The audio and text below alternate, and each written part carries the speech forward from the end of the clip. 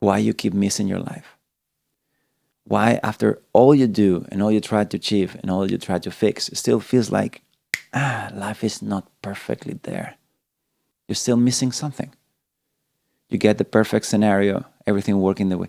You're still missing something. After a while, it feels like, yeah, something's missing. So even when you succeed in everything, which is a rare case, as you know, you're most likely feeling that you're chasing yourself, you're chasing life, you're chasing your dreams, you're chasing the moment where you finally got done of your problem with your problems and you feel safe and you can finally rest. Can you notice that? Can you feel this deep sense of insatisfaction because it feels like you're missing your life? When you see someone else living this great life and you say, "Oh, I'm missing something. I'm missing living a life." The problem is that you're thinking that you're missing something, like something outside of yourself.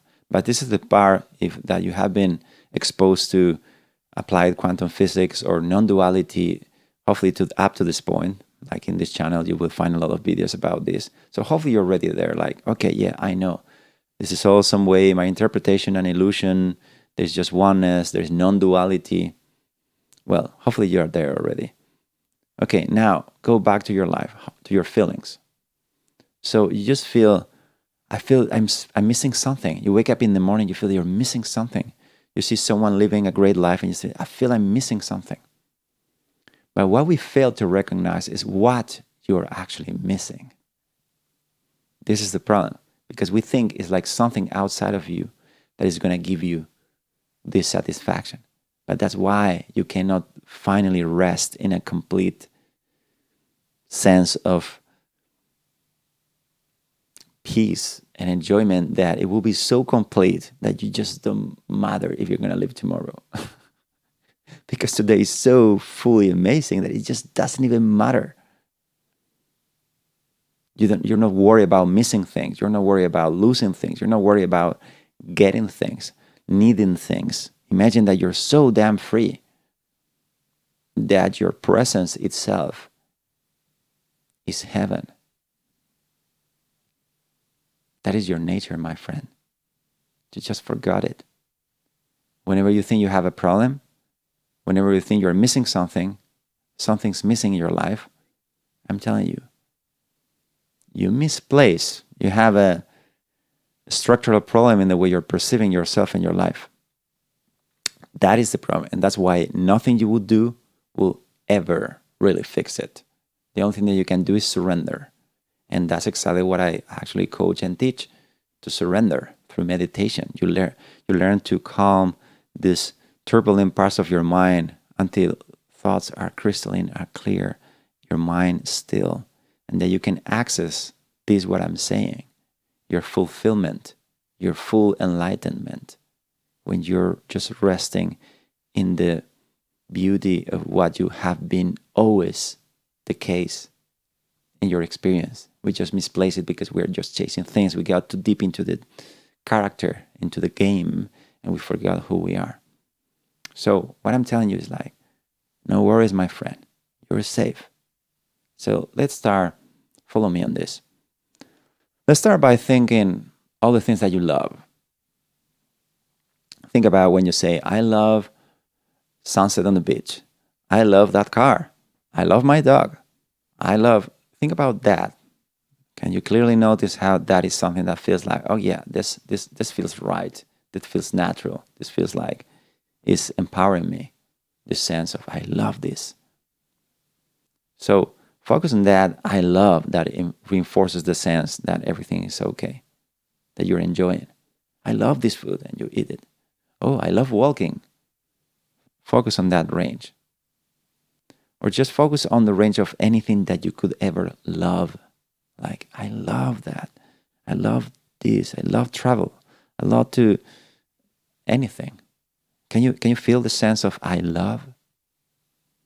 There's a reason why we love so much to go after these things. Because they are reflections of what you are. So before losing yourself into chasing things in your life, I'm saying, just for a second, feel that pull into, I love this. And instead of thinking that the love is somewhere outside of you in a thing or in a situation you want to live in the future or something like that, just bring it closer to you, to the sense, I love this.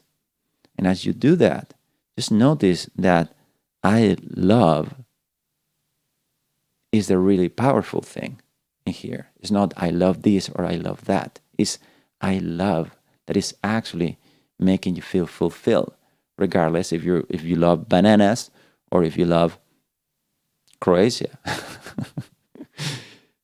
Just recognize that first stage of this loving experience, even when it's a mental one, and feel this I love, and stay with this I love, and just feel this idea of what is love, in the sense of what is this drive you have for experiencing fulfillment and enjoyment, and stay there without attributing it any face, anything to it.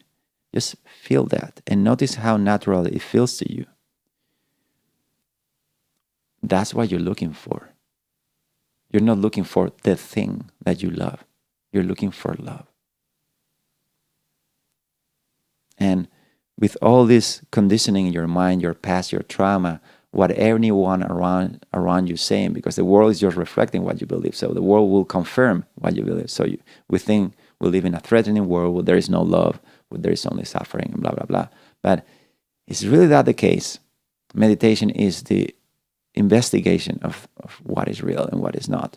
So if you go deeper in your experience, as we were just doing, just notice that when you love something, actually just love itself. The thing is just a reflection, an excuse, a little candy that reminds you of it. But it's the loving what you really, this sense of completion.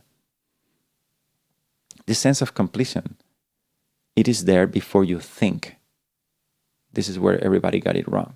Because the thing is what makes you feel like you are a you separated from that thing outside of you. That creates this sense of this gap of suffering.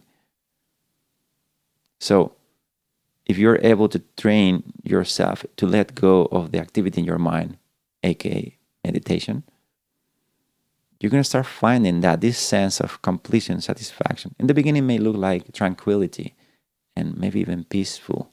But if you really do your job properly, and this is the part that I'm here to do, because many people, I think, they present an idea of meditation that is very vague and cannot really take you deep enough. So if you peel these layers of conditioning of your own thinking, of your own mental activity that is creating your personal experience, you detach from the character. You start recognizing what you really are. And in experience, for example, I love this or I love that, you start peeling it. You're going to notice that you feel love in order to think of it. How could you do that?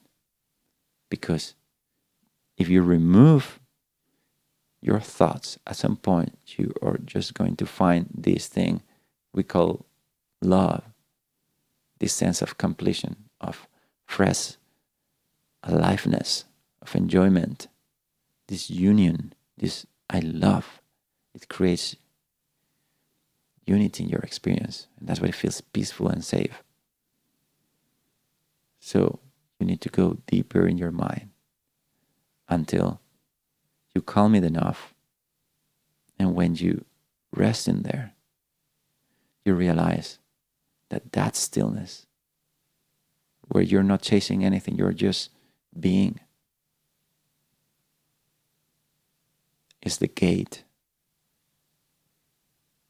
to heaven, is the gate to everything you ever wanted. And you're sitting on it right now.